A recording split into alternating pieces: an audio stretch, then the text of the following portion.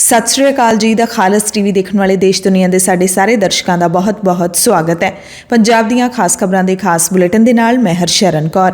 ਅੱਜ 13 ਮਾਰਚ ਹੈ, ਦਿਨ ਐਤਵਾਰ ਹੈ। ਖਬਰਾਂ ਦੇ ਇਸ ਖਾਸ ਬੁਲੇਟਿਨ ਦੇ ਵਿੱਚ ਤੁਹਾਨੂੰ ਅੱਜ ਦੀਆਂ ਵੱਡੀਆਂ ਤੇ ਸਾਰੀਆਂ ਖਾਸ ਖਬਰਾਂ ਦੱਸ ਦਿੰਦੇ ਹਾਂ। ਸਭ ਤੋਂ ਪਹਿਲੀ ਖਬਰ ਹੈ ਕਿ ਅੱਜ ਆਮ ਆਦਮੀ ਪਾਰਟੀ ਪੰਜਾਬ ਦੇ ਵਿੱਚ ਸ਼ਾਨਦਾਰ ਜਿੱਤ ਹਾਸਲ ਕਰਨ ਤੋਂ ਬਾਅਦ ਮੁੱਖ ਮੰਤਰੀ ਬਣ ਜਾ ਰਹੇ ਭਗਵੰਤ ਮਾਨ ਅਤੇ ਦਿੱਲੀ ਦੇ ਮੁੱਖ ਮੰਤਰੀ ਅਰਵਿੰਦ ਕੇਜਰੀਵਾਲ ਗੁਰੂ ਕੀ ਨਗਰੀ ਅੰਮ੍ਰਿਤਸਰ ਦੇ ਵਿੱਚ ਰੋਡ ਸ਼ੋਅ ਕੱਢਣਗੇ। ਇਹਨਾਂ ਦੇ ਨਾਲ 1 ਦਰਜਨ ਦੇ ਕਰੀਬ ਵਿਧਾਇਕ ਵੀ ਸ਼ਾਮਿਲ ਹੋਣਗੇ। ਸਭ ਤੋਂ ਪਹਿਲਾਂ ਭਗਵੰਤ ਮਾਨ ਕੇਜਰੀਵਾਲ ਤੇ ਹੋਰਨਾਂ ਵਿਧਾਇਕਾਂ ਦੇ ਨਾਲ ਸੱਚਖੰਡ ਸ੍ਰੀ ਦਰਬਾਰ ਸਾਹਿਬ, ਦੁਰਗਿਆਣਾ ਮੰਦਿਰ ਅਤੇ ਰਾਮ ਤੀਰਥ ਸਾਹਿਬ ਦੇ ਦਰਸ਼ਨ ਕਰਨਗੇ। ਇਤਿਹਾਸਿਕ ਜਿੱਤ ਦੇ ਲਈ ਅਕਾਲ ਪੁਰਖ ਦਾ ਸ਼ੁਕਰਾਨਾ ਕਰਨ ਤੋਂ ਬਾਅਦ ਦੁਪਹਿਰ ਨੂੰ ਪੰਜਾਬ ਵਾਸੀਆਂ ਦਾ ਧੰਨਵਾਦ ਕਰਨ ਦੇ ਲਈ ਰੋਡ ਸ਼ੋਅ ਕੱਢਿਆ ਜਾਵੇਗਾ। 16 ਮਾਰਚ ਨੂੰ ਪੰਜਾਬ ਦੇ ਨਵੇਂ ਬਣਨ ਜਾ ਰਹੇ ਮੁੱਖ ਮੰਤਰੀ ਆਪਣੇ ਨਵੇਂ ਮੰਤਰੀ ਮੰਡਲ ਸਮੇਤ ਖਟਕੜ ਕਲਾਂ ਦੇ ਵਿੱਚ ਸਹੁੰ ਚੁੱਕਣਗੇ। ਸਹੁੰ ਚੁੱਕ ਸਮਾਗਮ ਦੀਆਂ ਵੱਡੇ ਪੱਧਰ ਤੇ ਤਿਆਰੀਆਂ ਹੋ ਰਹੀਆਂ ਨੇ। ਰੂਪਨਗਰ ਦੇ ਡਿਵੀਜ਼ਨਲ ਕਮਿਸ਼ਨਰ ਮਨਵੇਸ਼ ਸਿੰਘ ਸਿੱਧੂ ਨੇ ਖਟਕੜ ਕਲਾਂ ਦੇ ਵਿੱਚ ਕੱਲ ਪ੍ਰਬੰਧਾਂ ਦਾ ਜਾਇਜ਼ਾ ਲਿਆ ਤੇ ਕੱਲ ਵੱਡੀ ਗਿਣਤੀ ਦੇ ਵਿੱਚ ਸਫਾਈ ਕਰਮਚਾਰੀ ਇੱਥੇ ਸਫਾਈ ਕਰਦੇ ਵੀ ਵੇਖੇ ਗਏ। ਤੇ ਬੜੀ ਹੈਰਾਨੀ ਦੀ ਗੱਲ ਤੁਹਾਨੂੰ ਦੱਸ ਦਿੰਦੇ ਆ ਕਿ ਆਮ ਆਦਮੀ ਪਾਰਟੀ ਦੀ ਸਰਕਾਰ ਵੀ ਖਟਕੜ ਕਲਾਂ ਦੇ ਵਿੱਚ ਹੋਣ ਜਾ ਰਹੇ ਸਹੁੰ ਚੁੱਕ ਸਮਾਗਮ ਤੇ 2 ਕਰੋੜ ਤੋਂ ਵੱਧ ਦਾ ਖਰਚਾ ਕਰ ਰਹੀ ਹੈ।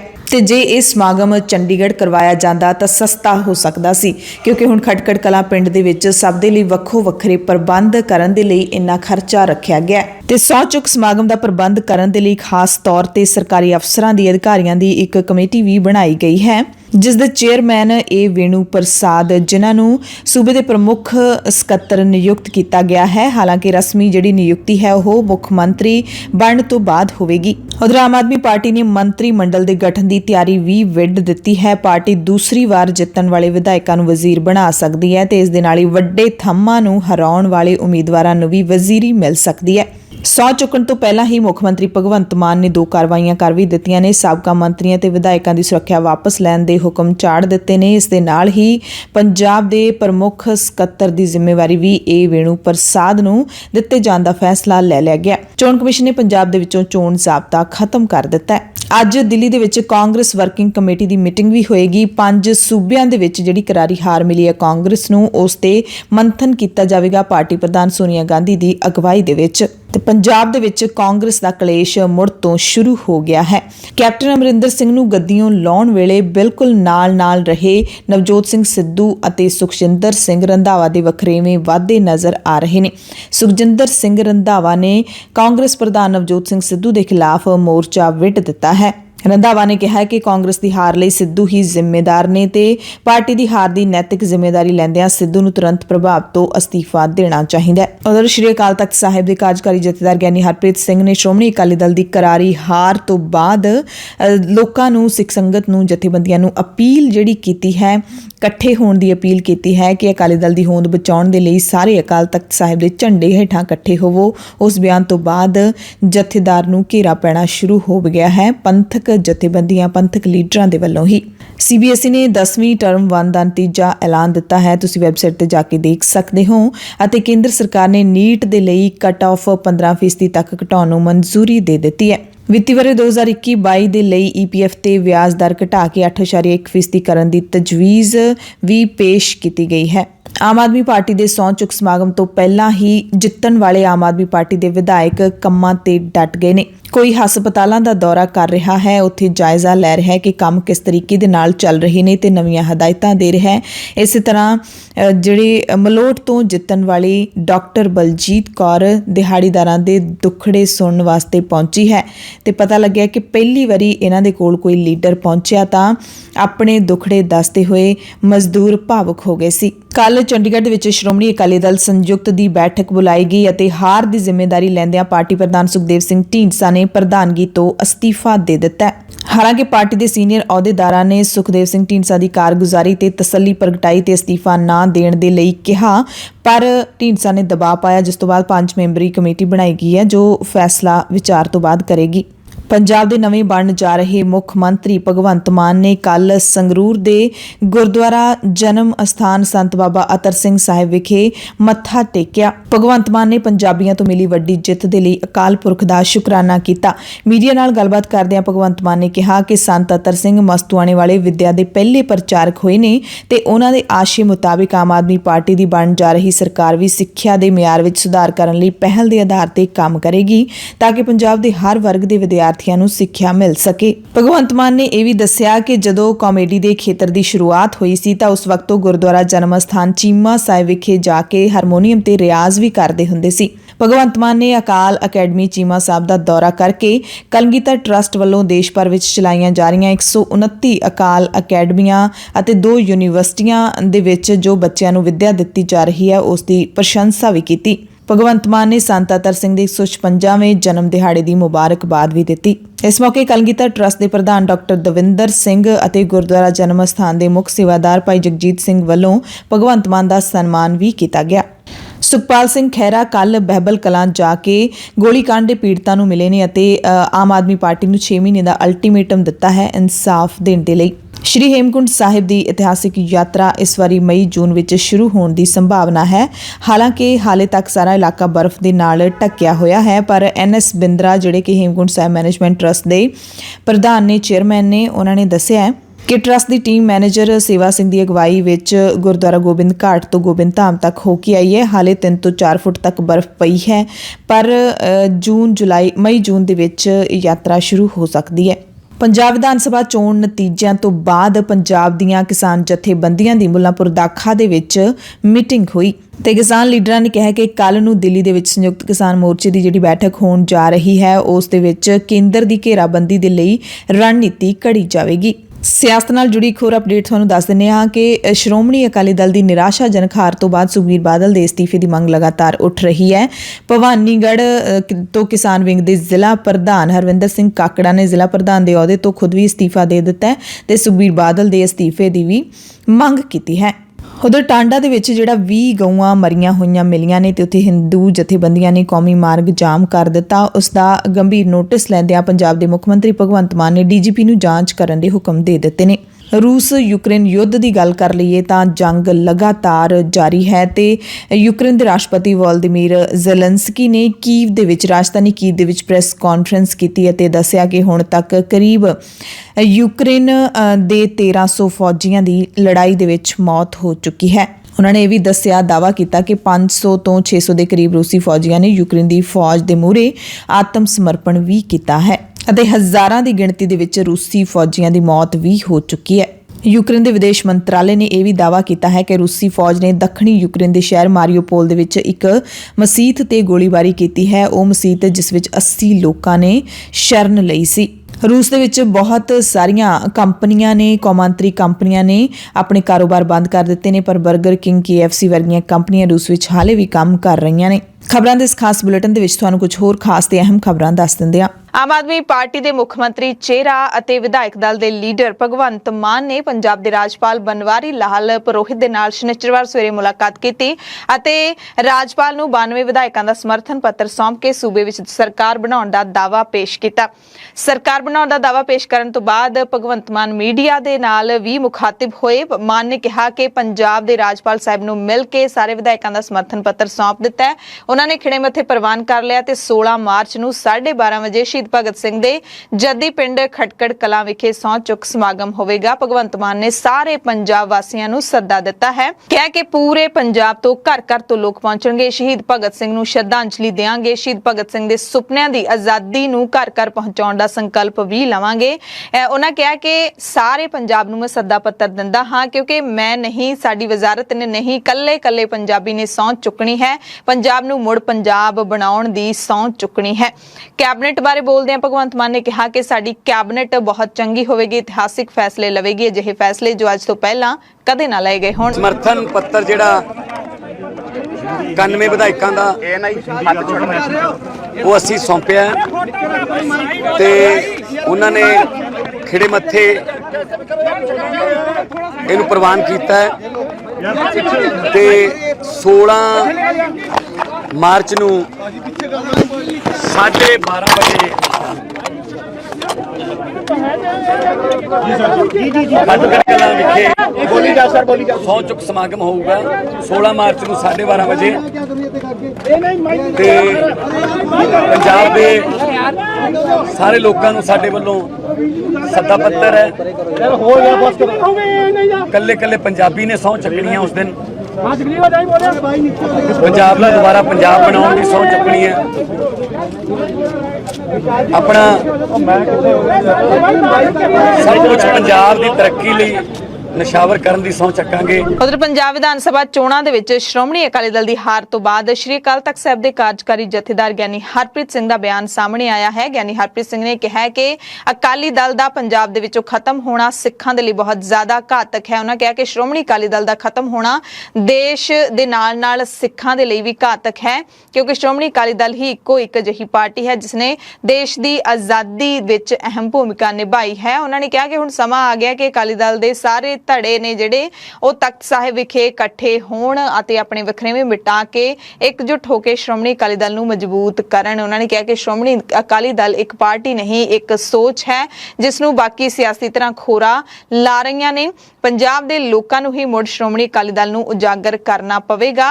ਉਹਨਾਂ ਇਹ ਵੀ ਕਿਹਾ ਕਿ ਸ਼੍ਰੋਮਣੀ ਅਕਾਲੀ ਦਲ ਤੋਂ ਬਿਨਾਂ ਹੋਰ ਕੋਈ ਪਾਰਟੀ ਪੰਜਾਬ ਅਤੇ ਸਿੱਖਾਂ ਦੇ ਹਿੱਤਾਂ ਲਈ ਫੈਸਲੇ ਕਰ ਹੀ ਨਹੀਂ ਸਕਦੀ ਤੇ ਜਾਤੀ ਦੇ ਵੱਖਰੇਵੇਂ ਬਾਰੇ ਵੀ ਬੋਲੇ। ਇਸ ਮੌਕੇ ਉਹਨਾਂ ਨੇ ਉਹਨਾਂ ਸਿੱਖਾਂ ਦੇ ਲਈ ਬਦਤਮੀਜ਼ ਸ਼ਬਦ ਦੀ ਵਰਤੋਂ ਵੀ ਕੀਤੀ ਜਿਹੜੇ ਜਾਤੀ ਦੇ ਵੱਖਰੇਵਿਆਂ ਦੀ ਜਨਤਕ ਤੌਰ ਤੇ ਗੱਲ ਕਰਦੇ ਨੇ। ਸ਼੍ਰੋਮਣੀ ਅਕਾਲੀ ਦਲ ਦਾ ਖਤਮ ਹੋਣਾ ਇਹ ਸਿੱਖਾਂ ਲਈ ਬੜਾ ਘਾਤਕ ਹੈ, ਇਸ ਲਈ ਸਿੱਖ ਚਿੰਤਤ ਨਜ਼ਰ ਆ ਰਹੇ। ਦਿੱਲੀ ਨੂੰ ਵੀ ਕਹਿਣਾ ਚਾਹਣਾ ਹੈ ਕਿ ਸ਼੍ਰੋਮਣੀ ਅਕਾਲੀ ਦਲ ਦਾ ਖਤਮ ਹੋਣਾ ਦੇਸ਼ ਲਈ ਵੀ ਘਾਤਕ ਹੈ, ਦੇਸ਼ ਲਈ ਵੀ ਸਹੀ ਨਹੀਂ ਹੈ, ਕਿਉਂਕਿ ਸ਼੍ਰੋਮਣੀ ਅਕਾਲੀ ਦਲ ਇੱਕ ਅਜਿਹੀ ਪਾਰਟੀ ਹੈ ਜਿਸ ਨੇ ਹਿੰਦੁਸਤਾਨ ਨੂੰ, ਭਾਰਤ ਨੂੰ ਆਜ਼ਾਦ ਕਰਾਉਣ ਦੇ ਵਿੱਚ ਆਪਣਾ ਬਣਦਾ ਜਿਹੜਾ ਹੈ ਉਹ ਰੋਲ ਅਦਾ ਕੀਤਾ ਹੈ। ਕਿ ਜਿੰਨੇ ਵੀ ਸ਼੍ਰੋਮਣੀ ਅਕਾਲੀ ਦਲ ਦੇ ਧੜੇ ਨੇ ਸਾਰੇ ਜਿਹੜੇ ਨੇ ਆਪਣੀ ਆਪਣੀ ਈਗੋ ਨੂੰ ਤਿਆਗ ਕੇ ਸ੍ਰੀ ਅਕਾਲ ਤਖਤ ਸਾਹਿਬ ਗੁਰੂ ਹਰਗੋਬਿੰਦ ਸਾਹਿਬ ਨੇ ਸਾਨੂੰ ਇੱਕ ਐਸਾ ਪਲੇਟਫਾਰਮ ਦਿੱਤਾ ਹੈ ਜਿੱਥੇ ਅਸੀਂ ਆਪਣੀ ਗੱਲ ਰੱਖ ਸਕਦੇ, ਉੱਥੇ ਸਾਨੂੰ ਬੈਠ ਕੇ ਇਕੱਠੇ ਹੋ ਕੇ ਤੁਰਨ ਦੀ ਬਹੁਤ ਵੱਡੀ ਜ਼ਰੂਰਤ ਹੈ। ਅੱਜ ਸਿੱਖ ਸਮਾਜ ਦੇ ਵਿੱਚ ਜਾਤ ਪਾਤ ਵਿਤਕਰੇਬਾਜ਼ੀਆਂ, ਨਫ਼ਰਤਬਾਜ਼ੀਆਂ ਔਰ ਵੱਡੀ ਗੱਲ ਕਿ ਸਿੱਖਾਂ ਦੇ ਵਿੱਚ ਬਦਤਮੀਜ਼ੀ ਜਿਹੜੀ ਹੈ ਉਹ ਬਹੁਤ ਜ਼ਿਆਦਾ ਜਿਹੜੀ ਹੈ ਇੱਕ ਵੱਡਾ ਵਿਕਾਰ ਦੇ ਰੂਪ ਦੇ ਵਿੱਚ ਪੈਦਾ ਹੋ ਗਈ।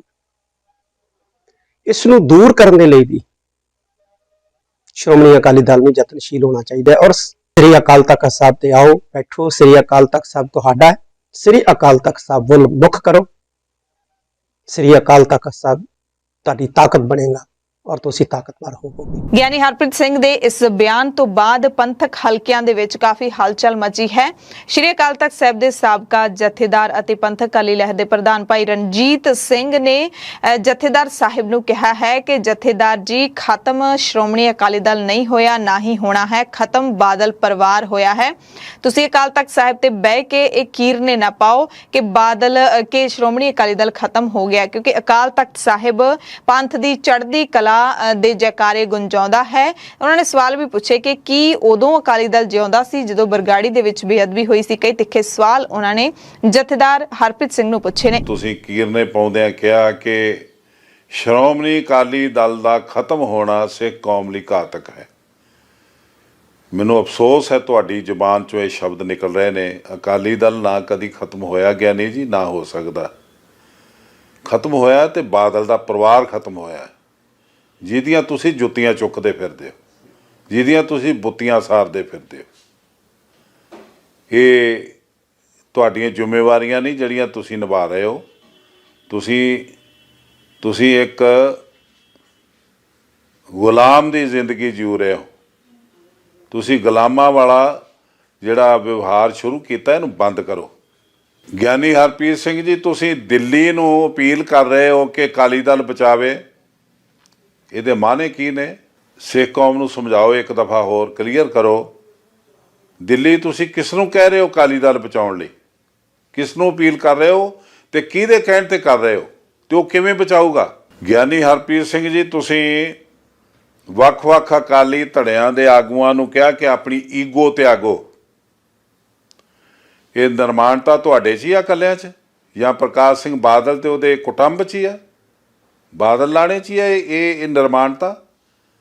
ਬਾਕੀ ਜਿੰਨੇ ਵੀ ਧੜਿਆਂ ਦੇ ਆਗੂ ਨੇ ਈਗੋ 'ਚ ਨੇ, ਉਹ ਹਉਮੈ 'ਚ ਨੇ, ਹੰਕਾਰ 'ਚ ਨੇ, ਤੇ ਤੁਸੀਂ ਬਹੁਤ ਨਿਰਮਾਣਤਾ 'ਚੋ। ਗਿਆਨੀ ਹਰਪ੍ਰੀਤ ਸਿੰਘ ਜੀ, ਤੁਸੀਂ ਇੱਕ ਹੋਰ ਗੁਸਤਾਖੀ ਕੀਤੀ ਹੈ, ਸਿੱਖ ਕੌਮ ਨੂੰ ਬਦਤਮੀਜ਼ ਕਿਹਾ। ਆਪਣੇ ਵੈਣ ਪਾਉਂਦਿਆਂ ਕਿਹਾ ਕਿ ਸਿੱਖ ਬਦਤਮੀਜ਼ ਹੋ ਗਏ ਨੇ। ਤਮੀਜ਼ ਦੇ ਵਿੱਚ ਤੁਸੀਂ ਹੋ ਜਾਂ ਪ੍ਰਕਾਸ਼ ਸਿੰਘ ਬਾਦਲ ਹੈ ਜਾਂ ਉਹਦਾ ਲਾਣਾ। ਇਹ ਅੱਜ ਅਕਾਲੀ ਦਲ ਅਗਰ ਖਤਮ ਹੋ ਗਿਆ ਤੇ ਜਿਉਂਦਾ ਉਸ ਦਿਨ ਸੀ ਜਿੱਦਣ ਬਰਗਾੜੀ ਹੋਈ ਸੀ, ਜਿੱਦਣ ਬਰਗਾੜੀ ਵਿੱਚ ਖੂਨ ਖਰਾਬਾ ਕੀਤਾ ਤੇਰੇ ਆਕਾ ਨੇ, ਉਦੋਂ ਅਕਾਲੀ ਦਲ ਜੀਵਤ ਸੀ। ਜਿੱਦਣ ਦਸਮ ਪਾਤਸ਼ਾਹ ਦੀ ਪਵਿੱਤਰ ਆਤਮਾ ਗੁਰੂ ਗ੍ਰੰਥ ਸਾਹਿਬ ਪੈਰਾਂ ਥੱਲੇ ਲਤਾੜਨ ਵਾਲਿਆਂ ਨੂੰ ਸ਼ਰਨ ਦਿੱਤੀ ਤੇਰੇ ਬਾਦਲ ਨੇ, ਜਿੱਦਣ ਸਿੱਖ ਬੱਚਿਆਂ ਨੂੰ ਗੋਲੀਆਂ ਨਾਲ ਵਿੰਨਣ ਵਾਲਿਆਂ ਨੂੰ ਤੁਸੀਂ ਸਰੋਪੇ ਦਿੱਤੇ ਕਮੇਟੀ ਰਾਹੀਂ, ਉਦਣ ਉਸ ਭੱਦਰ ਪੁਰਸ਼ ਨੇ ਉਹਨਾਂ ਨੂੰ ਬਚਾਇਆ, ਉਹਨਾਂ ਤੇ ਕੇਸ ਦਰਜ ਨਹੀਂ ਹੋਣ ਦਿੱਤਾ। ਉਦਣ ਅਕਾਲੀ ਦਲ ਜਿਉਂਦਾ ਸੀ। ਗਿਆਨੀ ਜੀ, ਅਕਾਲੀ ਦਲ ਜਿਉਂਦਾ ਤੇ ਜਿਉਂਦਾ ਰਹੂਗਾ। ਮਰਿਆ ਤੇ ਤੇਰਾ ਆਕਾ ਪ੍ਰਕਾਸ਼ ਸਿੰਘ ਬਾਦਲ ਤੇ ਉਹਦਾ ਪਰਿਵਾਰ, ਉਹਦੇ ਕੀਰਨੇ ਪਾਓ, ਉਹਦੇ ਦਰ ਤੇ ਜਾ ਕੇ ਅਕਾਲ ਤਖਤ ਤੇ ਬਚ ਸਕਣੀ ਇਹ ਨਾ ਲਿਆਓ। ਬੀਜੇਪੀ ਲੀਡਰ ਮਨਜਿੰਦਰ ਸਿੰਘ ਸਿਰਸਾ ਨੇ ਵੀ ਗਿਆਨੀ ਹਰਪ੍ਰੀਤ ਸਿੰਘ ਦੇ ਇਸ ਬਿਆਨ ਤੇ ਤਿੱਖਾ ਪ੍ਰਤੀਕਰਮ ਦਿੰਦਿਆਂ ਕਿਹਾ ਕਿ ਜਥੇਦਾਰ ਦੀ ਚਿੰਤਾ ਗੁਰਧਾਮਾਂ ਦੀ ਸੇਵਾ ਲਈ ਹੋਣੀ ਚਾਹੀਦੀ ਹੈ, ਨਾ ਕਿ ਕਿਸੇ ਪਾਰਟੀ ਦੇ ਲਈ। ਉਹਨਾਂ ਨੇ ਇਹ ਵੀ ਕਿਹਾ ਕਿ ਸ਼੍ਰੀ ਅਕਾਲ ਤਖਤ ਸਾਹਿਬ ਦੇ ਉਹ ਜਥੇਦਾਰ ਨੇ, ਨਾ ਕਿ ਕਿਸੇ ਸਿਆਸੀ ਪਾਰਟੀ ਦੇ।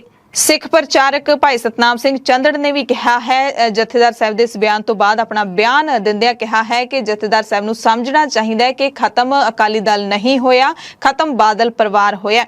ਹੁਣ ਜਿੱਥੇ ਜਥੇਦਾਰ ਸਾਹਿਬ ਬਾਦਲ ਪਰਿਵਾਰ ਨੂੰ ਬਚਾਉਣ ਦੀ ਗੱਲ ਕਰ ਰਹੇ ਨੇ, ਉੱਥੇ ਉਹਨਾਂ ਨੂੰ ਅਕਾਲੀ ਦਲ ਨੂੰ ਬਚਾਉਣ ਦੇ ਲਈ ਬਾਦਲ ਪਰਿਵਾਰ ਦਾ ਅਸਤੀਫਾ ਮੰਗ ਲੈਣਾ ਚਾਹੀਦਾ। ਕਰਨਾ ਤਾਂ ਇਹ ਚਾਹੀਦਾ, ਪਰ ਜਥੇਦਾਰ ਸਾਹਿਬ ਕੁਝ ਹੋਰ ਹੀ ਬਿਆਨ ਦੇ ਰਹੇ ਨੇ। ਕਹਿੰਦੇ ਅਕਾਲੀ ਦਲ ਤਾਂ ਉਦੋਂ ਹੀ ਖਤਮ ਹੋ ਗਿਆ ਸੀ ਜਦੋਂ ਅਕਾਲੀ ਦਲ ਪੰਜਾਬੀ ਪਾਰਟੀ ਬਣ ਗਈ ਸੀ, ਪੰਥਕ ਪਾਰਟੀ ਨਾ ਰਹਿ ਕੇ ਇਸਨੇ ਆਪਣੇ ਆਪ ਨੂੰ ਪੰਜਾਬੀ ਪਾਰਟੀ ਐਲਾਨ ਦਿੱਤਾ ਸੀ। ਜਥੇਦਾਰ ਸਾਹਿਬ ਜੀ, ਮੈਂ ਤੁਹਾਨੂੰ ਬੇਨਤੀ ਕਰਨੀ ਚਾਹੁੰਦਾ ਵੀ ਅਕਾਲੀ ਦਲ ਨਹੀਂ ਖਤਮ ਹੋਇਆ। ਪਹਿਲੀ ਗੱਲ ਤਾਂ ਤੁਸੀਂ ਆਪਣੀ ਸ਼ਬਦਾਵਲੀ ਸੁਧਾਰੋ।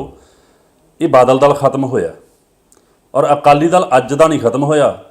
ਅਕਾਲੀ ਦਲ ਤਾਂ ਉਸ ਦਿਨ ਤੋਂ ਖਤਮ ਹੋ ਚੁੱਕਾ ਸੀ ਜਿਸ ਦਿਨ ਤੋਂ ਬਾਦਲਾਂ ਨੇ ਇਹ ਫੈਸਲਾ ਲਿਆ ਸੀ ਕਿ ਅਕਾਲੀ ਦਲ ਪੰਥਕ ਪਾਰਟੀ ਨਹੀਂ, ਇਹ ਪੰਜਾਬੀ ਪਾਰਟੀ ਆ। ਅਕਾਲੀ ਦਲ ਤਾਂ ਖਤਮ ਹੋ ਗਿਆ ਸੀ ਉਦੋਂ ਹੀ।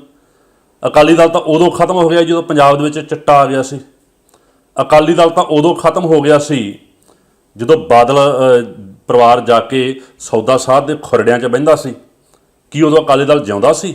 ਉਹ ਜੇ ਅਕਾਲੀ ਦਲ ਜਿਉਂਦਾ ਹੁੰਦਾ ਨਾ ਤੇ ਸੌਦਾ ਸਾਧ ਵਰਗੇ ਤੇ ਹੋਰ ਜਿਹੜੇ ਪੰਜਾਬ ਦੇ ਵਿੱਚ ਜਿਹੜੇ ਸਿੱਖੀ ਨੂੰ ਮੂੰਹ ਚੜਾਉਣ ਵਾਲੇ ਸਾਧ ਆ ਨਾ, ਉਹਨਾਂ ਦੇ ਜਾ ਕੇ ਪੈਰਾਂ 'ਚ ਨਾ ਬਹਿੰਦੇ। ਜੇ ਅਕਾਲੀ ਦਲ ਜਿਉਂਦਾ ਹੁੰਦਾ ਨਾ ਤਾਂ ਅਕਾਲ ਤਖਤ ਦਾ ਸਿਆਸੀ ਕਰਨਾ ਹੁੰਦਾ। ਜੇ ਅਕਾਲੀ ਦਲ ਜਿਉਂਦਾ ਹੁੰਦਾ ਨਾ ਤੇ ਕਦੇ ਵੀ ਗੁਰੂ ਦੀ ਗੋਲਖ ਦਾ ਰੁਪਈਆ ਕਦੇ ਵੀ ਸੌਦਾ ਸਾਧ ਨੂੰ ਜਸਟੀਫਾਈ ਕਰਨ ਵਾਸਤੇ ਉਹ ਅਖਬਾਰਾਂ 'ਚ ਇਸ਼ਤਿਹਾਰ ਦੇਣ ਵਾਸਤੇ ਨਾ ਵਰਤਿਆ ਜਾਂਦਾ। ਜੇ ਅਕਾਲੀ ਦਲ ਜਿਉਂਦਾ ਹੁੰਦਾ ਨਾ ਤੇ ਜਥੇਦਾਰਾਂ ਨੂੰ ਕਦੇ ਵੀ ਬਾਦਲ ਆਪਣੀ ਕੋਠੀ 'ਚ ਨਾ ਬੁਲਾਉਂਦੇ। ਜੇ ਅਕਾਲੀ ਦਲ ਜਿਉਂਦਾ ਹੁੰਦਾ ਤਾਂ ਗੁਰੂ ਗ੍ਰੰਥ ਸਾਹਿਬ ਦਾ ਸਰੂਪ ਚੋਰੀ ਹੋਇਆ ਸੀ ਤੇ ਇਹਨਾਂ ਨੂੰ ਇੱਕ ਭੋਰਾ ਜਿੰਨੀ ਵੀ ਕਦੇ ਫਿਕਰ ਨਹੀਂ। ਜਿਸ ਗੁਰੂ ਗ੍ਰੰਥ ਸਾਹਿਬ ਤੋਂ ਪਾਵਰ ਲੈ ਕੇ, ਜਿਸ ਗੁਰੂ ਗ੍ਰੰਥ ਸਾਹਿਬ ਦੇ ਆਸਰੇ ਤੇ ਅਕਾਲੀ ਦਲ ਬਣਿਆ ਸੀ ਤੇ ਉਸ ਗੁਰੂ ਗ੍ਰੰਥ ਸਾਹਿਬ ਦਾ ਸਰੂਪ ਜਦੋਂ ਚੋਰੀ ਹੋਇਆ, ਦੱਸੋ ਬਾਦਲਾਂ ਨੇ ਕੋਈ ਪਰਵਾਹ ਕੀਤੀ? ਮੇਰੀ ਬੇਨਤੀ ਆ ਜਥੇਦਾਰ ਸਾਹਿਬ ਜੀ, ਆਪਣਾ ਸ਼ਬਦ ਵਾਪਸ ਲਵੋ। ਸਿੱਖ ਬਦਤਮੀਜ਼ ਨਹੀਂ, ਬਦਤਮੀਜ਼ ਉਹ ਨੇ ਜਿਨ੍ਹਾਂ ਨੇ ਗੁਰੂ ਗ੍ਰੰਥ ਸਾਹਿਬ ਦੀ ਬੇਅਦਬੀ ਦਾ ਇਨਸਾਫ ਮੰਗਦਿਆਂ ਕੋਟਕਪੁਰੇ ਧਰਨਾ ਲਾਇਆ ਸੀਗਾ ਤੇ ਉਹਨਾਂ ਦੇ ਉੱਤੇ ਗੋਲੀਆਂ ਚਲਾਈਆਂ ਜਿਨ੍ਹਾਂ ਨੇ। ਬਦਤਮੀਜ਼ ਉਹ ਨੇ। ਤੇ ਮੇਰਾ ਅੱਜ ਵੀ ਤੁਹਾਨੂੰ ਇੱਕ ਚੈਲੰਜ ਹੈ, ਜਿਵੇਂ ਤੁਸੀਂ ਹੁਣ ਵੀਡੀਓ ਬਣਾਈ ਹੈ ਨਾ, ਜੇ ਕਿਤੇ ਇੱਕ ਵੀਡੀਓ ਇਦਾਂ ਦੀ ਹੋਰ ਬਣਾਓ ਤੇ ਅੱਜ ਅਕਾਲ ਤਖਤ ਸਾਹਿਬ ਤੋਂ ਹੁਕਮਨਾਮਾ ਜਾਰੀ ਕਰੋ ਕਿ ਬਾਦਲੋ ਤੁਹਾਡੇ ਕਰਕੇ ਅਕਾਲੀ ਦਲ ਖਤਮ ਹੋ ਗਿਆ, ਜਿੰਨੇ ਅਕਾਲੀ ਦਲ ਦੇ ਅਹੁਦੇ ਆ ਤੁਹਾਡੇ ਕੋਲ ਸਾਰਿਆਂ ਤੋਂ ਅਸਤੀਫੇ ਦਿਓ, ਕਰੋ ਇਹ ਹੁਕਮਨਾਮਾ ਜਾਰੀ। ਤੇ ਅੱਜ ਮੈਂ ਵੀ ਤੁਹਾਡੇ ਨਾਲ ਆ ਕੇ ਬਹਿਣਾ। ਅੱਜ ਜੋ ਤੁਸੀਂ ਕਹੋਗੇ ਮੈਂ ਉਵੇਂ ਕਰੂੰਗਾ। ਤੁਸੀਂ ਇਹ ਫਿਕਰ ਲੈ ਰਹੇ ਵੀ ਸਾਡੇ ਆਕਾ ਕਿਉਂ ਹਾਰ ਗਏ, ਤੁਸੀਂ ਉਹ ਫੀਲਿੰਗ ਲੈ ਰਹੇ ਹੈਗੇ। ਸੋ ਬੇਨਤੀ ਆ ਤੁਹਾਡੀ, ਕਿਰਪਾ ਕਰਕੇ ਇਹ ਥੋੜ੍ਹਾ ਜਿਹਾ ਜਥੇਦਾਰ ਹੋ ਤੁਸੀਂ ਤੇ ਜਥੇਦਾਰਾਂ ਵਾਲੀ ਫੀਲਿੰਗ ਰੱਖੋ, ਜਥੇਦਾਰਾਂ ਵਾਲੀ ਜੁਰਤ ਰੱਖੋ। ਬਾਦਲਾਂ ਦੇ ਚਮਚੇ ਬਣ ਕੇ ਜਾਂ ਬਾਦਲਾਂ ਦਾ ਮਤਲਬ ਕਿ ਉਹ ਬਣ ਕੇ ਉਹਨਾਂ ਦੇ ਜਮੂਰੇ ਬਣ ਕੇ ਨਾ ਤੁਸੀਂ ਵਿਚਰੋ। ਪੰਜਾਬ ਦੇ ਵਿੱਚ ਹੁੰਜਾ ਫੇਰ ਜਿੱਤ ਤੋਂ ਬਾਅਦ ਸੱਤਾ ਦੇ ਵਿੱਚ ਆਈ ਆਮ ਆਦਮੀ ਪਾਰਟੀ ਦਾ ਇੱਕ ਪਹਿਲਾ ਫੈਸਲਾ ਸਾਹਮਣੇ ਆਇਆ ਹੈ। ਭਗਵੰਤ ਮਾਨ ਨੇ ਵੇਣੂ ਪ੍ਰਸਾਦ ਨੂੰ ਪੰਜਾਬ ਦਾ ਨਵਾਂ ਵਧੀਕ ਚੀਫ ਸਕੱਤਰ ਨਿਯੁਕਤ ਕਰ ਦਿੱਤਾ ਹੈ। ਚੀਫ ਸੈਕਟਰੀ ਦੀ ਨਿਯੁਕਤੀ ਹਾਲਾਂਕਿ ਮੁੱਖ ਮੰਤਰੀ ਵਜੋਂ ਹਲਫ ਲੈਣ ਤੋਂ ਬਾਅਦ ਹੀ ਕੀਤੀ ਜਾਏਗੀ। ਵੇਣੂ ਪ੍ਰਸਾਦ 1991 ਬੈਚ ਦੇ IAS ਅਧਿਕਾਰੀ ਨੇ। ਭਗਵੰਤ ਮਾਨ ਦੇ ਮੁੱਖ ਮੰਤਰੀ ਵਜੋਂ ਹਲਫ ਲੈਣ ਤੋਂ ਪਹਿਲਾਂ ਹੀ ਪੰਜਾਬ ਸਰਕਾਰ ਦੇ ਵਿੱਚ ਇੱਕ ਨਿਯੁਕਤੀ ਹੈ ਜਿਹੜੀ ਉਹ ਹੋ ਗਈ ਹੈ, ਜਾਂ ਕਹਿ ਸਕਦੇ ਹਾਂ ਕਿ ਨਿਯੁਕਤੀ ਦਾ ਫੈਸਲਾ ਲੈ ਲਿਆ ਗਿਆ। ਵੇਣੂ ਪ੍ਰਸਾਦ ਲੰਬੇ ਸਮੇਂ ਤੱਕ ਪੰਜਾਬ ਰਾਜ ਪਾਵਰ ਕਾਰਪੋਰੇਸ਼ਨ ਲਿਮਟਿਡ ਦੇ CMD ਰਹੇ ਨੇ ਤੇ ਇਸ ਵੇਲੇ ਆਬਕਾਰੀ ਤੇ ਕਰ ਵਿਭਾਗ ਵਿੱਚ ਪ੍ਰਿੰਸੀਪਲ ਸਕੱਤਰ ਦੇ ਵਜੋਂ ਤੈਨਾਤ ਨੇ। ਸੋ ਪੰਜਾਬ ਦੇ ਵਿੱਚ ਵੋਟਾਂ ਦਾ ਦੌਰ ਖਤਮ ਹੋ ਗਿਆ ਹੈ ਤੇ ਹੁਣ ਇਹੀ ਚਰਚਾ ਹੋ ਰਹੀ ਹੈ ਕਿ ਪੰਜਾਬ ਦੇ ਨਵੇਂ ਵਜ਼ੀਰ ਕਿਹੜੇ ਹੋਣਗੇ, ਕਿਉਂਕਿ ਆਮ ਆਦਮੀ ਪਾਰਟੀ ਦੇ ਵਿੱਚ ਬਹੁਤ ਸਾਰੇ ਇਹੋ ਜਿਹੇ ਚਿਹਰੇ ਨੇ ਜਿਨ੍ਹਾਂ ਨੂੰ ਕੋਈ ਨਹੀਂ ਪਛਾਣਦਾ, ਕੋਈ ਨਹੀਂ ਜਾਣਦਾ। ਪਹਿਲਾਂ ਵਾਲੇ ਜਿਹੜੇ ਲੀਡਰ ਸੀ, ਰਵਾਇਤੀ ਪਾਰਟੀਆਂ ਦੇ ਲੀਡਰ, ਉਹਨਾਂ ਸਾਰਿਆਂ ਦੇ ਨਾਮ ਮੂੰਹ ਤੇ ਚੜੇ ਹੋਏ ਸੀ ਤੇ ਹੁਣ ਸਭ ਤੋਂ ਵੱਡਾ ਚੈਲੰਜ ਲੋਕ ਕਹਿੰਦੇ ਨੇ ਇਹੀ ਹੈ, ਆਪੋ ਆਪਣੇ ਵਿਧਾਇਕਾਂ ਦੀਆਂ ਸ਼ਕਲਾਂ ਤੇ ਉਹਨਾਂ ਦੇ ਨਾਮ ਯਾਦ ਰੱਖਣੇ। ਤੇ ਹੁਣ ਕਿਹੜੇ ਵਿਧਾਇਕ ਜਿਹੜੇ ਨੇ ਲਾਲ ਬੱਤੀ ਵਾਲੀ ਕਾਰ ਲੈ ਕੇ ਜਾਣਗੇ, ਉਹ ਦੇਖਣ ਵਾਲੀ ਗੱਲ ਰਹੇਗੀ। ਸੋ ਵੋਟਾਂ ਭਾਵੇਂ ਖਤਮ ਹੋ ਗਈਆਂ ਨੇ ਪਰ ਇਲਜ਼ਾਮਬਾਜ਼ੀ ਦਾ ਦੌਰ ਹਾਲੇ ਵੀ ਜਾਰੀ ਹੈ ਤੇ ਤਾਜ਼ਾ ਮਾਮਲਾ ਵਿਧਾਨ ਸਭਾ ਹਲਕਾ ਕਪੂਰਥਲਾ ਦਾ ਹੈ, ਜਿੱਥੋਂ ਕਾਂਗਰਸ ਵਿਧਾਇਕ ਰਾਣਾ ਗੁਰਜੀਤ ਸਿੰਘ ਜਿੱਤੇ ਨੇ। ਪਰ ਇੱਥੇ ਆਮ ਆਦਮੀ ਪਾਰਟੀ ਦੀ ਉਮੀਦਵਾਰ ਮੰਜੂ ਰਾਣਾ ਨੇ ਹਾਲੇ ਵੀ ਧਰਨਾ ਲਾਇਆ ਹੋਇਆ ਹੈ, ਕਾਊਂਟਿੰਗ ਸੈਂਟਰ ਦੇ ਬਾਹਰ ਧਰਨਾ ਲਾ ਕੇ ਰੱਖਿਆ ਹੈ। ਕਾਂਗਰਸ ਵਿਧਾਇਕ ਰਾਣਾ ਗੁਰਜੀਤ ਸਿੰਘ ਤੇ ਵੋਟਾਂ ਦੀ ਹੇਰਾਫੇਰੀ ਦੇ ਇਲਜ਼ਾਮ ਲਾਏ ਨੇ। ਵੋਟਰ ਲਿਸਟਾਂ ਦਿਖਾਉਂਦੇ ਹੋਏ ਮੰਜੂ ਰਾਣਾ ਨੇ ਕਿਹਾ ਕਿ ਵੋਟਾਂ ਪਾਉਣ ਵਾਲਿਆਂ ਦੀ ਗਿਣਤੀ ਘੱਟ ਹੋਣ ਦੇ ਬਾਵਜੂਦ ਇੰਨੀ ਲੀਡ ਕਿਵੇਂ ਹੋ ਗਈ। ਇੱਥੋਂ ਕਹਿੰਦੇ ਸਾਫ਼ ਪਤਾ ਲੱਗਦਾ ਹੈ ਕਿ ਮਸ਼ੀਨਾਂ ਦੇ ਨਾਲ ਛੇੜਛਾੜ ਹੋਈ ਹੈ, ਸਾਨੂੰ ਸੈਂਟਰ ਤੱਕ ਕਾਗਜ਼ ਨਹੀਂ ਲਿਜਾਣ ਦਿੱਤੇ ਗਏ। ਪਰ ਰਾਣਾ ਗੁਰਜੀਤ ਸਿੰਘ ਦੇ ਬੰਦਿਆਂ ਕੋਲ ਕਾਪੀ ਪੈਨ ਸਭ ਕੁਝ ਉਪਲਬਧ ਸੀ। ਉਹਨਾਂ ਚੋਣ ਆਬਜ਼ਰਵਰ ਤੇ ਵੀ ਰਾਣਾ ਗੁਰਜੀਤ ਸਿੰਘ ਨਾਲ ਮਿਲੇ ਹੋਣ ਦੇ ਇਲਜ਼ਾਮ ਲਾਏ ਅਤੇ ਪ੍ਰਸ਼ਾਸਨ ਨਾਲ ਧੱਕਾ ਮੁੱਕੀ ਦੇ ਇਲਜ਼ਾਮ ਵੀ ਮੰਜੂ ਰਾਣਾ ਨੇ ਲਾਏ ਨੇ ਤੇ ਉਹਨਾਂ ਨੇ ਇਹ ਕਿਹਾ ਕਿ ਜੋ ਤੱਕ ਇਨਸਾਫ ਨਹੀਂ ਮਿਲਦਾ ਮੈਂ ਧਰਨੇ ਤੇ ਬੈਠੀ ਰਹਾਂਗੀ। ਜਿਹੜਾ ਚੋਣ ਕਮਿਸ਼ਨ ਆ ਉਹ ਵੀ ਇੱਥੇ ਰਲਿਆ ਹੋਇਆ ਵਾ। ਕੱਲ ਜਦੋਂ ਵੋਟਾਂ ਪਈਆਂ, ਜਿਹੜੀ ਸਾਨੂੰ 21 ਨੂੰ ਰਿਟਰਨਿੰਗ ਆਫੀਸਰ ਨੇ ਫਾਰਮ ਨੰਬਰ 5 ਦਿੱਤਾ, ਉਹਦੇ ਚ ਬੂਥ ਨੰਬਰ 3 ਚ 292 ਵੋਟਾਂ ਦਿਖਾਈਆਂ। ਕੱਲ ਜਦੋਂ ਇੱਥੇ ਵੋਟਾਂ ਨਿਕਲੀਆਂ, ਉਹਦੇ ਚੋਂ 593 ਵੋਟਾਂ 635 ਵੋਟਾਂ ਨਿਕਲੀਆਂ। ਸਿੱਧਾ 350 ਵੋਟ ਜਿਹੜੀ ਆ ਉਹਦਾ ਕਪਲਾ 350 ਤੋਂ ਉੱਤੇ ਦੀ ਵੋਟ ਦਾ। ਉਸ ਤੋਂ ਬਾਅਦ ਜਦੋਂ 11:30 ਮੈਂ ਲੜੀ ਆਬਜ਼ਰਵਰ ਦੇ ਨਾਲ, ਮੈਨੂੰ ਬਾਹਰ ਕੱਢ ਦਿੱਤਾ ਗਿਆ। ਕੱਢਣ ਤੋਂ ਬਾਅਦ ਅੰਦਰ ਉੱਥੇ ਰਾਣਾ ਗੁਰਜੀਤ ਸਿੰਘ, ਉਹਦੀ ਜਨਾਨੀ ਨਾ ਕਿ ਉਹ ਪੋਲਿੰਗ ਏਜੰਟ ਹੈ ਤੇ ਨਾ ਉਹ ਇਲੈਕਸ਼ਨ ਏਜੰਟ ਹੈ, ਉਹਨੂੰ ਬਿਠਾਇਆ ਨਾਲ। ਮੈਡਮ ਨੀਲਮ ਜਿਹੜੀ ਐਡਵੋਕੇਟ ਹੈ, ਨਾਲ ਇਹਦੇ ਬੰਦੇ, ਨਾਲ ਇਹਦੇ ਪੋਲਿੰਗ ਏਜੰਟ ਬਿਠਾਏ ਹੋਏ। ਮੈਨੂੰ ਬਾਹਰ ਕੱਢ ਦਿੱਤਾ, ਅੰਦਰੋਂ ਕੱਢ ਕੇ ਉਹ ਲਗਾ ਲਿੱਤੇ ਗਏ, ਕੰਪਲੇਂਟ ਕਰ ਲਓ। ਸਾਨੂੰ ਉੱਥੋਂ ਧੂ ਕੇ ਬਾਹਰ ਕੱਢਿਆ। ਪੰਜਾਬ ਬੀਜੇਪੀ ਦੇ ਪ੍ਰਧਾਨ ਅਸ਼ਵਨੀ ਸ਼ਰਮਾ ਨੇ ਪੰਜਾਬ ਵਿੱਚ ਬੀਜੇਪੀ ਦੇ ਹਾਰ ਤੇ ਪਾਰਟੀ ਦਾ ਬਚਾਅ ਕਰਦੇ ਹੋਏ ਕਿਹਾ ਕਿ ਆਮ ਆਦਮੀ ਪਾਰਟੀ ਦਾ ਪ੍ਰਦਰਸ਼ਨ ਇੱਕ ਸੁਨਾਮੀ ਵਾਂਗੂ ਸੀ, ਪਰ ਸਾਡੇ ਵਰਕਰਾਂ ਨੇ ਵੀ ਬਹੁਤ ਮਿਹਨਤ ਕੀਤੀ ਹੈ। ਆਪਣੀ ਜਿੱਤ ਲਈ ਉਹਨਾਂ ਨੇ ਇਲਾਕੇ ਦੇ ਲੋਕਾਂ ਦਾ ਧੰਨਵਾਦ ਵੀ ਕੀਤਾ। ਦਾਅਵਾ ਵੀ ਕੀਤਾ ਕਿ ਕਾਂਗਰਸ ਦੀ ਹਾਰ ਨਾਲ ਬੀਜੇਪੀ ਨੂੰ 2024 ਦੇ ਵਿੱਚ ਫਾਇਦਾ ਹੋਵੇਗਾ। ਆਪਣੇ ਪੁਰਾਣੇ ਭਾਈਵਾਲ ਅਕਾਲੀ ਦਲ ਦੇ ਨਾਲ ਗੱਠਜੋੜ ਟੁੱਟਣ ਦਾ ਕਿੰਨਾ ਕੁ ਨੁਕਸਾਨ ਹੋਇਆ, ਇਸ ਸਵਾਲ ਤੇ ਉਹਨਾਂ ਨੇ ਕਿਹਾ ਕਿ ਸਾਨੂੰ ਨੁਕਸਾਨ ਤਾਂ ਕੀ ਹੋਣਾ ਸੀ, ਸਾਨੂੰ ਫਾਇਦਾ ਹੀ ਫਾਇਦਾ ਹੋਇਆ, ਕਿਉਂਕਿ ਇਸ ਦੇ ਨਾਲ ਸਾਡੇ ਵੋਟ ਬੈਂਕ ਨੂੰ ਕੋਈ ਨੁਕਸਾਨ ਨਹੀਂ ਹੋਇਆ, ਸਗੋਂ ਸਾਡਾ ਵੋਟ ਬੈਂਕ ਵਧਿਆ ਹੈ। ਤੇ ਜੇ ਵੋਟ ਫੀਸਦ ਦੇਖ ਲਈਏ ਤਾਂ ਬੀਜੇਪੀ ਦਾ ਵੋਟ ਬੈਂਕ ਪਿਛਲੀਆਂ ਵਿਧਾਨ ਸਭਾ ਚੋਣਾਂ ਦੇ ਨਾਲੋਂ 1% ਵੱਧ ਗਿਆ ਹੈ। ਤੇ ਉਹਨਾਂ ਨੇ ਹਾਲਾਂਕਿ ਇਹ ਵੀ ਮੰਨਿਆ ਹੈ ਕਿ ਕਿਸਾਨ ਅੰਦੋਲਨ ਕਾਰਨ ਬੀਜੇਪੀ ਨੂੰ ਨੁਕਸਾਨ ਹੋਇਆ ਹੈ। ਭੁਲੱਥ ਹਲਕੇ ਤੋਂ ਜਿੱਤਣ ਵਾਲੇ ਕਾਂਗਰਸ ਵਿਧਾਇਕ ਸੁਖਪਾਲ ਖਹਿਰਾ ਮੁੜ ਤੋਂ ਸਰਗਰਮ ਹੋ ਗਏ ਨੇ। ਸੁਖਪਾਲ ਸਿੰਘ ਖਹਿਰਾ ਪਹੁੰਚੇ ਨੇ ਬਹਿਬਲ ਕਲਾਂ ਪਿੰਡ ਦੇ ਵਿੱਚ, ਜਿੱਥੇ 2015 ਦੇ ਵਿੱਚ ਗੋਲੀकांड ਵਾਪਰਿਆ ਸੀ, ਸਿੱਖਾਂ ਦੀ ਮੌਤ ਹੋ ਗਈ ਸੀ ਪੁਲਿਸ ਦੀਆਂ ਗੋਲੀਆਂ ਦੇ ਨਾਲ, ਤੇ ਉੱਤੇ ਇੱਕ ਸ਼ਹੀਦ ਹੋਣ ਵਾਲੇ ਸਿੱਖ ਦੇ ਪੁੱਤਰ ਸੁਖਰਾਜ ਸਿੰਘ ਨੇ ਧਰਨਾ ਲਾਇਆ ਹੋਇਆ। ਅਣਮਿੱਥੇ ਸਮੇਂ ਦਾ ਇਹ ਧਰਨਾ ਹੈ ਤੇ ਉੱਥੇ ਸੁਖਪਾਲ ਸਿੰਘ ਖਹਿਰਾ ਪਹੁੰਚੇ ਨੇ ਤੇ ਉਹਨਾਂ ਨੇ ਸੁਖਰਾਜ ਦਾ ਸਾਥ ਦੇਣ ਦਾ ਐਲਾਨ ਕੀਤਾ। ਆਪਣੇ ਇਲਾਕੇ ਦੇ ਵੋਟਰਾਂ ਦਾ ਵੀ ਧੰਨਵਾਦ ਕੀਤਾ ਹੈ ਕਿ ਜਿਨ੍ਹਾਂ ਨੇ ਖਹਿਰਾ ਤੇ ਮੁੜ ਵਿਸ਼ਵਾਸ ਕੀਤਾ। ਇਸ ਮੌਕੇ ਖਹਿਰਾ ਨੇ ਕਿਹਾ ਕਿ ਪੰਜਾਬ ਦੇ ਵਿੱਚ ਨਵੀਂ ਬਣਨ ਜਾ ਰਹੀ ਜਿਹੜੀ ਆਮ ਆਦਮੀ ਪਾਰਟੀ ਦੀ ਸਰਕਾਰ ਹੈ, ਉਹ ਤੋਂ ਮੈਂ ਆਸ ਕਰਦਾ ਕਿ ਉਹ ਬੇਅਦਬੀ ਦੇ ਦੋਸ਼ੀਆਂ ਨੂੰ ਸਜ਼ਾਵਾਂ ਦਿਵਾਏਗੀ, ਪੀੜਤਾਂ ਨੂੰ ਇਨਸਾਫ ਮਿਲੇਗਾ। ਅਤੇ ਸੁਖਪਾਲ ਖਹਿਰਾ ਨੇ ਨਵੀਂ ਪਾਰਟੀ ਨੂੰ 6 ਮਹੀਨੇ ਦਾ ਅਲਟੀਮੇਟਮ ਵੀ ਦਿੱਤਾ ਹੈ ਕਿ 6 ਮਹੀਨੇ ਦੇ ਵਿੱਚ ਬੇਅਦਬੀ ਦਾ ਮਸਲਾ ਹੱਲ ਹੋਣਾ ਚਾਹੀਦਾ ਹੈ, ਕਿਉਂਕਿ ਹੁਣ ਉਹਨਾਂ ਕੋਲ ਤਾਕਤ ਵੀ ਹੈ ਤੇ ਉਹ ਆਪਣੇ ਆਪ ਨੂੰ ਇਨਸਾਫ ਦੇ ਰਾਖੇ ਵੀ ਕਹਿੰਦੇ ਨੇ। ਉਧਰ ਸੰਗਰੂਰ ਸੀਟ ਦੇ ਵਿੱਚ ਵੱਡੀ ਜਿੱਤ ਦਰਜ ਕਰਨ ਵਾਲੀ ਆਮ ਆਦਮੀ ਪਾਰਟੀ ਦੀ ਉਮੀਦਵਾਰ ਨਰਿੰਦਰ ਕੌਰ ਭਰਾਜ ਜਿੱਤਣ ਤੋਂ ਬਾਅਦ ਪਹਿਲੀ ਵਾਰੀ ਆਮ ਲੋਕਾਂ ਦੇ ਰੂਬਰੂ ਹੋਏ ਤੇ ਕਿਸਾਨ ਦੀ ਧੀ ਨੂੰ ਜਿਤਾਉਣ ਦੇ ਲਈ ਲੋਕਾਂ ਦਾ ਧੰਨਵਾਦ ਵੀ ਕੀਤਾ। ਰੈਲੀ ਨੂੰ ਸੰਬੋਧਨ ਕਰਦੇ ਹੋਏ ਬੀਬੀ ਭਰਾਜ ਨੇ ਕਿਹਾ ਕਿ ਮੇਰੀ ਜਿੱਤ ਨਹੀਂ, ਸਗੋਂ ਇਹ ਆਮ ਆਦਮੀ ਪਾਰਟੀ ਦੇ ਵਰਕਰਾਂ ਦੀ ਜਿੱਤ ਹੈ, ਭਰਾਵਾਂ ਦੀ ਜਿੱਤ ਹੈ, ਜਿਨ੍ਹਾਂ ਨੇ ਸਖਤ ਮਿਹਨਤ ਕੀਤੀ। ਹਾਲਾਂਕਿ ਇਸ ਮੌਕੇ ਬੀਬੀ ਥਰਾਜ ਨੇ ਇਹ ਵੀ ਕਿਹਾ ਕਿ ਮੈਨੂੰ ਆਪਣੀ ਜਿੱਤ ਨਾਲੋਂ ਜ਼ਿਆਦਾ ਖੁਸ਼ੀ ਹੈ ਜਿਹੜੀ ਉਹ ਗੱਦਾਰਾਂ ਦੇ ਹਾਰਨ ਦੀ ਹੈ, ਕਿ ਆਪਣੀ ਜਿੱਤ ਦੀ ਇੰਨੀ ਖੁਸ਼ੀ ਨਹੀਂ ਹੋ ਰਹੀ ਜਿੰਨੀ ਉਹਨਾਂ ਦੇ ਬੇਈਮਾਨ ਲੋਕਾਂ ਦੇ ਹਾਰਨ ਦੀ ਹੋ ਰਹੀ ਹੈ। ਉਹਨੇ ਕਿਹਾ ਕਿ ਮੈਨੂੰ ਖੁਸ਼ੀ ਹੈ ਕਿ ਲੋਕਾਂ ਨੇ ਨਿਰਪੱਖ ਹੋ ਕੇ ਵੋਟਾਂ ਪਾਈਆਂ ਤੇ ਮੈਨੂੰ ਜਿਤਾਇਆ ਹੈ। ਸਭ ਤੋਂ ਵੱਧ ਖੁਸ਼ੀ ਜੇ ਮੈਂ ਕਹਾਂ ਤਾਂ ਸੰਗਰੂਰ ਸੀਟ ਜਿੱਤਣ ਦੀ ਜਾਂ ਸਰਕਾਰ ਬਣਨ ਦੀ ਨਹੀਂ, ਜਿੰਨੀ ਖੁਸ਼ੀ ਮੈਨੂੰ ਪੰਜਾਬ ਦੇ ਗੱਦਾਰਾਂ ਨੂੰ ਜਿਵੇਂ ਪੰਜਾਬ ਦੇ ਲੋਕਾਂ ਨੇ ਹਰਾਇਆ, ਜਿੰਨੀ ਖੁਸ਼ੀ ਉਸ ਚੀਜ਼ ਦੀ ਆ, ਉਹ ਸਭ ਤੋਂ ਵੱਡੀ ਸਾਡੇ ਪੰਜਾਬੀ ਪੰਜਾਬੀਆਂ ਨੂੰ ਉਸ ਚੀਜ਼ ਦੀ ਮੁਬਾਰਕਬਾਦ ਦਿੰਦੀ ਹਾਂ। ਮੈਂ ਇੱਕ ਆਮ ਘਰ ਦੀ ਧੀ ਨੂੰ ਜਿੱਤਾ ਕੇ ਅੱਜ ਵਿਧਾਨ ਸਭਾ ਦੇ ਵਿੱਚ ਭੇਜ ਰਹੇ ਨੇ ਲੋਕ ਸੰਗਰੂਰ ਦੇ, ਤਾਂ ਉਹ ਜਿਹੜੀ ਜਿੱਤ ਦਾ ਸਿਹਰਾ ਹੈ, ਉਸ ਜਿੱਤ ਦਾ ਸਿਹਰਾ ਕਿਹਨੂੰ ਜਾਂਦਾ ਹੈ? ਸਾਡੇ ਆਮ ਆਦਮੀ ਪਾਰਟੀ ਦੇ ਵਰਕਰਾਂ ਨੂੰ, ਜਿਹੜੇ ਪਿਛਲੇ 10 ਸਾਲਾਂ ਤੋਂ ਭੁੱਖੇ ਢਿੱਡ ਜਿਹੜੀ ਲੜਾਈ ਅੱਜ ਲੜ ਰਹੇ ਸੀ, ਅੱਜ ਉਹ ਜਿੱਤ ਦਾ ਸਿਹਰਾ ਤੁਹਾਨੂੰ ਜਾਂਦਾ। ਤੁਹਾਨੂੰ ਸਲਾਮ ਕਰਦੀ ਹਾਂ, ਕਿਉਂਕਿ ਅੱਜ ਲੋਕ ਜਿੱਤੇ ਨੇ, ਅੱਗੇ ਲੀਡਰ ਜਿੱਤਦੇ ਸੀ, ਅੱਕੇ ਪਏ ਸੀ 70 ਸਾਲਾਂ ਦੇ, ਅੱਕੇ ਪਏ ਸੀ। ਉਧਰ ਭਾਰਤੀ ਚੋਣ ਕਮਿਸ਼ਨ ਨੇ ਚਿੱਠੀ ਜਾਰੀ ਕਰਕੇ ਪੰਜਾਬ ਦੇ ਵਿੱਚ ਲਾਗੂ ਆਦਰਸ਼ ਚੋਣ ਜ਼ਾਬਤਾ ਤੁਰੰਤ ਪ੍ਰਭਾਵ ਨਾਲ ਹਟਾਉਣ ਦੇ ਹੁਕਮ ਵੀ ਜਾਰੀ ਕਰ ਦਿੱਤੇ ਨੇ। ਪੰਜਾਬ ਰਾਜ ਵਿੱਚ ਵਿਧਾਨ ਸਭਾ ਚੋਣਾਂ 2022 ਦੇ ਮੱਦੇਨਜ਼ਰ 8 ਜਨਵਰੀ 2022 ਨੂੰ ਚੋਣ ਜ਼ਾਬਤਾ ਲਾਗੂ ਹੋ ਗਿਆ ਸੀ ਤੇ ਪੰਜਾਬ ਦੇ ਮੁੱਖ ਮੰਤਰੀ ਦੇ ਅਹੁਦੇ ਦੀ ਸਹੁੰ ਚੁੱਕਣ ਤੋਂ ਪਹਿਲਾਂ ਹੀ ਭਗਵੰਤ ਮਾਨ ਦੇ ਵੱਲੋਂ ਇੱਕ ਹੋਰ ਕਾਰਵਾਈ ਕੀਤੀ ਗਈ ਹੈ। ਮਨਪ੍ਰੀਤ ਸਿੰਘ ਬਾਦਲ ਅਤੇ ਨਵਜੋਤ ਕੌਰ ਸਿੱਧੂ ਸਣੇ 122 ਸਾਬਕਾ ਮੰਤਰੀਆਂ ਤੇ ਵਿਧਾਇਕਾਂ ਦੀ ਸੁਰੱਖਿਆ ਵਾਪਸ ਲੈਣ ਦੇ ਭਗਵੰਤ ਮਾਨ ਨੇ ਹੁਕਮ ਦੇ ਦਿੱਤੇ ਨੇ। ਇਸ ਸੂਚੀ ਦੇ ਵਿੱਚ 122 ਜਣੇ ਸ਼ਾਮਿਲ ਨੇ ਜਿਨ੍ਹਾਂ ਦੀ ਸੁਰੱਖਿਆ ਹਟਾਏ ਜਾਣ ਦੇ ਹੁਕਮ ਜਾਰੀ ਕੀਤੇ ਗਏ ਨੇ। ਇਹਦੇ ਵਿੱਚ ਮਨਪ੍ਰੀਤ ਬਾਦਲ, ਰਾਜਕੁਮਾਰ ਵੇਰਕਾ, ਭਾਰਤ ਭੂਸ਼ਣ ਆਸ਼ੂ ਬ੍ਰਹਮ ਮਹਿੰਦਰਾ, ਸੰਗਤ ਸਿੰਘ ਗਿੱਲ ਜੀਆਂ, ਰਣਦੀਪ ਸਿੰਘ ਨਾਭਾ, ਜੈਬ ਸਿੰਘ ਭੱਟੀ, ਰਾਣਾ KP ਸਿੰਘ ਤੇ ਰਜ਼ੀਆ ਸੁਲਤਾਨਾ ਸ਼ਾਮਿਲ ਨੇ।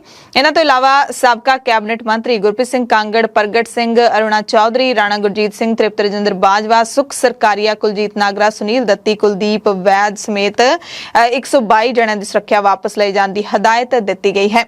ਹਦਾਇਤਾਂ ਮੁਤਾਬਿਕ ਸੁਰੱਖਿਆ ਤੋਂ ਹਟਾਏ ਜਾਣ ਵਾਲੇ ਪੁਲਿਸ ਕਰਮਚਾਰੀਆਂ ਨੂੰ ਸ਼ਨੀਚਰਵਾਰ ਨੂੰ ਹੀ ਆਪਣੇ ਪਿਤਰੀ ਯੂਨਿਟਾਂ ਨੂੰ ਰਿਪੋਰਟ ਕਰਨ ਦੇ ਹੁਕਮ ਦਿੱਤੇ ਗਏ ਤੇ ਹਾਈ ਕੋਰਟ ਵੱਲੋਂ ਵਿਸ਼ੇਸ਼ ਹੁਕਮਾਂ ਦੇ ਤਹਿਤ ਲਾਏ ਗਏ ਕਰਮਚਾਰੀਆਂ ਨੂੰ ਨਾ ਹਟਾਏ ਜਾਣ ਦੀ ਗੱਲ ਵੀ ਇਸ ਚਿੱਠੀ ਵਿੱਚ ਕੀਤੀ ਗਈ ਹੈ।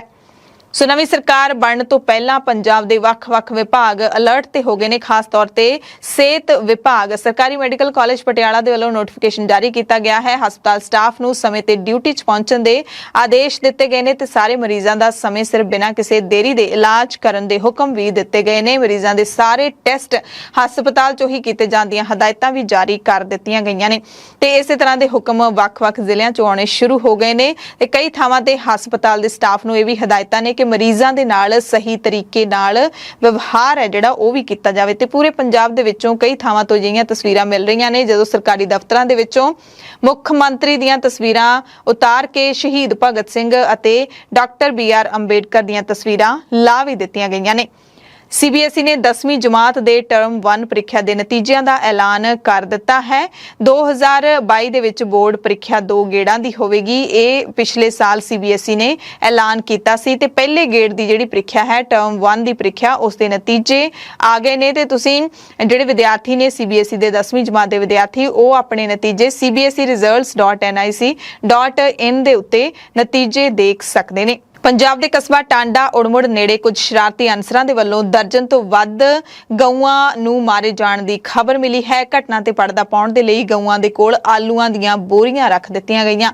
ਘਟਨਾ ਦੀ ਸੂਚਨਾ ਮਿਲਦਿਆਂ ਹੀ ਪੁਲਿਸ ਨੇ ਮੌਕੇ ਤੇ ਪਹੁੰਚ ਕੇ ਜਾਂਚ ਸ਼ੁਰੂ ਕਰ ਦਿੱਤੀ। ਪੁਲਿਸ ਵੱਲੋਂ ਕੋਈ ਸਪਸ਼ਟੀਕਰਨ ਤਾਂ ਨਹੀਂ ਦਿੱਤਾ ਗਿਆ ਪਰ ਇਸ ਘਟਨਾ ਦਾ ਪਤਾ ਲੱਗਦਿਆਂ ਹੀ ਜਲੰਧਰ ਜੰਮੂ ਹਾਈਵੇ ਤੇ ਵੱਖ-ਵੱਖ ਹਿੰਦੂ ਜਥੇਬੰਦੀਆਂ ਨੇ ਧਰਨਾ ਪ੍ਰਦਰਸ਼ਨ ਸ਼ੁਰੂ ਕਰ ਦਿੱਤਾ। ਕੇਂਦਰ ਸਰਕਾਰ ਨੇ ਮਰਦਮਸ਼ੁਮਾਰੀ ਨਿਯਮਾਂ ਦੇ ਵਿੱਚ ਸੋਧ ਕਰ ਦਿੱਤੀ ਹੈ ਤੇ ਨਵੇਂ ਨਿਯਮਾਂ ਦੇ ਤਹਿਤ ਹੁਣ ਦੇਸ਼ ਦੇ ਨਾਗਰਿਕ ਜੇ ਚਾਹਣ ਤਾਂ ਜਾਣਕਾਰੀ ਆਨਲਾਈਨ ਵੀ ਦੇ ਸਕਦੇ ਨੇ। ਕਾਗਜ਼ੀ ਅਤੇ ਇਲੈਕਟ੍ਰੋਨਿਕ ਤੌਰ ਤੇ ਸਵਾਲਾਂ ਦੇ ਜਵਾਬ ਵੀ ਦੇ ਸਕਣਗੇ। ਜਨਗਣਨਾ ਸੋਧ ਨਿਯਮ 2022 ਇਹ ਦੇਰ ਰਾਤ ਜਾਰੀ ਕੀਤਾ ਗਿਆ, ਸ਼ੁੱਕਰਵਾਰ ਦੀ ਦੇਰ ਰਾਤ ਜਾਰੀ ਕੀਤਾ ਗਿਆ ਹੈ। ਸੋਧੇ ਨਿਯਮਾਂ ਦੇ ਮੁਤਾਬਿਕ ਘਰ ਘਰ ਜਾ ਕੇ ਮਰਦਮਸ਼ੁਮਾਰੀ ਦੀ ਜਾਣਕਾਰੀ ਹਾਸਲ ਕਰਨ ਦੀ ਕਵਾਇਦ ਵੀ ਪਹਿਲਾਂ ਵਾਂਗ ਜਾਰੀ ਰਹੇਗੀ ਪਰ ਨਾਲ ਆਨਲਾਈਨ ਆਪਸ਼ਨ ਹੈ ਜਿਹੜੀ ਉਹ ਵੀ ਦੇ ਦਿੱਤੀ ਗਈ ਹੈ। ਮੋਹਾਲੀ ਦੇ ਕੌਮਾਂਤਰੀ ਹਵਾਈ ਅੱਡੇ ਨੂੰ ਦੇਸ਼ ਦੇ ਸਰਵਉੱਤਮ ਹਵਾਈ ਅੱਡੇ ਦੇ ਪੁਰਸਕਾਰ ਨਾਲ ਸਨਮਾਨਿਤ ਕੀਤਾ ਗਿਆ ਹੈ। ਸ਼ੁੱਕਰਵਾਰ ਨੂੰ ਇਹ ਐਲਾਨ 에ਅਰਪੋਰਟ ਕੌਂਸਲ ਇੰਟਰਨੈਸ਼ਨਲ ਨੇ ਕੀਤਾ। ਕੌਮਾਂਤਰੀ ਇੰਟਰਨੈਸ਼ਨਲ 에ਅਰਪੋਰਟ ਜਿਹੜਾ ਮੋਹਾਲੀ ਦਾ ਉਹ ਪਿਛਲੇ 4 ਸਾਲਾਂ ਤੋਂ ਲਗਾਤਾਰ ਏਸ਼ੀਆ ਪੈਸੀਫਿਕ ਬੈਸਟ 에ਅਰਪੋਰਟ ਪੁਰਸਕਾਰ ਜਿੱਤ ਰਿਹਾ ਹੈ ਤੇ ਇਸ 에ਅਰਪੋਰਟ ਨੂੰ ਸਾਰੇ ਖੇਤਰਾਂ ਵਿੱਚ ਵਧੀਆ ਕੰਮ ਕਰਨ ਦੇ ਬਦਲੇ ਅੰਕ ਦਿੱਤੇ ਗਏ ਨੇ। ਪੁਰਸਕਾਰ ਸਾਰੀਆਂ ਸ਼੍ਰੇਣੀਆਂ ਦੇ ਵਿੱਚ ਬਿਹਤਰੀਨ ਕਾਰਗੁਜ਼ਾਰੀ ਦੇ ਆਧਾਰ ਤੇ ਹੀ ਦਿੱਤਾ ਗਿਆ ਹੈ। 에ਅਰਪੋਰਟ ਦੇ CEO ਨੇ ਦੱਸਿਆ ਕਿ 에ਅਰਪੋਰਟ ਕੌਂਸਲ ਇੰਟਰਨੈਸ਼ਨਲ ਕਰੀਬ 250 ਹਵਾਈ ਅੱਡਿਆਂ ਦਾ ਸਰਵੇਖਣ ਇਸ ਦੇ ਵੱਲੋਂ ਕੀਤਾ ਗਿਆ ਸੀ। ਇਸ ਦੇ ਵਿੱਚ ਯਾਤਰੀ ਨਾਲ ਸਿੱਧਾ ਸੰਵਾਦ ਕੀਤਾ ਜਾਂਦਾ ਯਾਨੀ ਕਿ ਯਾਤਰੀਆਂ ਦੇ ਨਾਲ ਗੱਲਬਾਤ ਕੀਤੀ ਜਾਂਦੀ ਰਸਤਿਆਂ ਦੀਆਂ ਸਫਾਈ ਸਹੂਲਤਾਂ, ਪਾਰਕਿੰਗ ਪ੍ਰਬੰਧ, ਜਾਣ ਦਾ ਸਮਾਂ ਤੇ ਹੋਰ ਕਈ ਪਹਿਲੂਆਂ ਦੇ ਆਧਾਰ ਤੇ ਸਰਵੇ ਕੀਤਾ ਜਾਂਦਾ ਹੈ। ਉਸ ਤੇ ਹੀ 에ਅਰਪੋਰਟ ਨੂੰ ਪੁਆਇੰਟ ਮਿਲਦੇ ਨੇ ਤੇ ਫਿਰ ਇਸ ਵਾਰੀ ਮੁਹਾਲੀ 에ਅਰਪੋਰਟ ਨੂੰ ਸਭ ਤੋਂ ਜ਼ਿਆਦਾ ਅੰਕ ਮਿਲੇ। ਫਗਵਾੜਾ ਤੋਂ ਖਬਰ ਹੈ, ਜਿੱਥੇ ਪਿੰਡ ਖਜੂਰਲਾ ਦੇ ਵਿੱਚ ਲੁਟੇਰਿਆਂ ਨੇ ਸ਼ਨੀਚਰਵਾਰ ਤੜਕੇ ਏਟੀਐਮ ਨੂੰ ਨਿਸ਼ਾਨਾ ਬਣਾ ਕੇ ਲੱਖਾਂ ਰੁਪਏ ਲੁੱਟ ਲਏ। SBI ਦੇ ਬੈਂਕ ਮੈਨੇਜਰ ਨੇ ਦੱਸਿਆ ਕਿ ਤੜਕਸਾਰ ਕਰੀਬ 3:05 ਤੇ ਦੋ ਲੁਟੇਰੇ ਕਾਰ ਵਿੱਚ ਸਵਾਰ ਹੋ ਕੇ ਆਏ ਤੇ ਉਹਨਾਂ ਗੈਸ ਦੇ ਕਟਰ ਨਾਲ ਤਾਲੇ ਤੋੜ ਕੇ ਏਟੀਐਮ ਮਸ਼ੀਨ ਚੋਂ ਕਰੀਬ 23 ਲੱਖ ਰੁਪਏ ਲੁੱਟ ਲਏ। ਸਿੱਖ ਸੰਸਥਾ ਚੀਫ ਖਾਲਸਾ ਦੀਵਾਨ ਦੇ ਪ੍ਰਧਾਨ ਨਿਰਮਲ ਸਿੰਘ ਦੀ ਦਿਲ ਦਾ ਦੌਰਾ ਪੈਣ ਕਾਰਨ ਮੌਤ ਹੋ ਗਈ। 83 ਸਾਲਾਂ ਦੇ ਭਾਈ ਨਿਰਮਲ ਸਿੰਘ ਨੂੰ ਦਿਲ ਦਾ ਦੌਰਾ ਪੈਣ ਤੋਂ ਬਾਅਦ ਹਸਪਤਾਲ ਲਿਜਾਇਆ ਗਿਆ, ਜਿੱਥੇ ਡਾਕਟਰਾਂ ਨੇ ਉਹਨਾਂ ਨੂੰ ਮ੍ਰਿਤਕ ਐਲਾਨ ਦਿੱਤਾ। ਆਪਣੇ ਪਿੱਛੇ 2 ਪੁੱਤਰ ਤੇ 3 ਧੀਆਂ ਛੱਡ ਗਏ ਨੇ। ਜਬਲਪੁਰ ਤੋਂ ਖਬਰ ਹੈ, ਜਿੱਥੇ ਦਿੱਲੀ ਤੋਂ ਉਤਰੀ ਅਲਾਇੰਸ 에ਅਰ ਦੀ ਉਡਾਨ ਹਵਾਈ ਅੱਡੇ ਤੇ ਉਤਰਨ ਤੋਂ ਬਾਅਦ ਹਵਾਈ ਪੱਟੀ ਤੋਂ ਹੇਠਾਂ ਖਿਸਕ ਗਈ। ਜਹਾਜ਼ ਵਿੱਚ ਅਮਲੇ ਦੇ ਮੈਂਬਰਾਂ ਤੋਂ ਇਲਾਵਾ 55 ਮੁਸਾਫਿਰ ਸਵਾਰ ਸਨ। ਰੂਸ ਤੇ ਯੂਕਰੇਨ ਦੇ ਵਿਚਾਲੇ ਯੁੱਧ ਲਗਾਤਾਰ ਜਾਰੀ ਹੈ। ਇਸ ਦਰਮਿਆਨ ਅਮਰੀਕਾ ਦੇ ਰਾਸ਼ਟਰਪਤੀ ਜੋ ਬਾਈਡਨ ਨੇ ਰੂਸ ਦੀ ਸ਼ਰਾਬ ਅਤੇ ਹੀਰਿਆਂ ਦੇ ਉੱਤੇ ਪਾਬੰਦੀ ਲਾਉਣ ਦਾ ਐਲਾਨ ਕਰ ਦਿੱਤਾ ਹੈ।